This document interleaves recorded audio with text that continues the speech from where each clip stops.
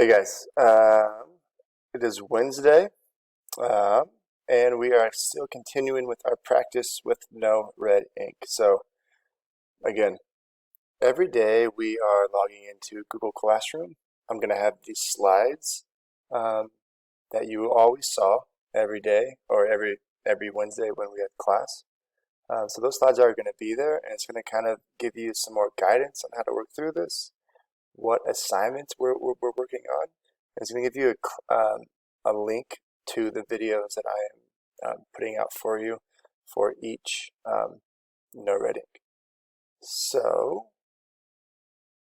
we are going to go to no red ink, log in as you always do. You're going to look for a commonly confused words practice. There's going to be a quiz, and there's going to be a passage quiz. So we were just given this option to have these passage quizzes, which I think are really cool because it gives you like an entire, multiple paragraph, short little essay.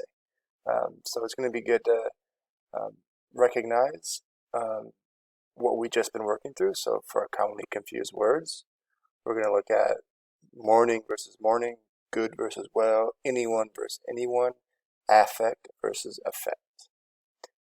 And then in these passages, you're going to have to find those words.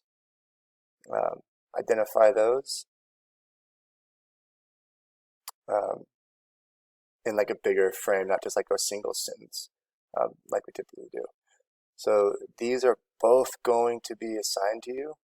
These are going to be your mastery checks for today. And then as always, use the practice to help you with this. So don't rush through the practice just to go through it, or don't not do the practice because you think that you can just you don't need to do it, or you just don't want to waste time. Go through the practice because the mastery check that's where you're going to get your points. Practice helps you with that, as I've been telling you throughout the entire year. As always, if you have any questions, I will be around this entire time. Please holler at me. I'll do my best to explain if you are lost or feeling any type of confusion. All right? Peace.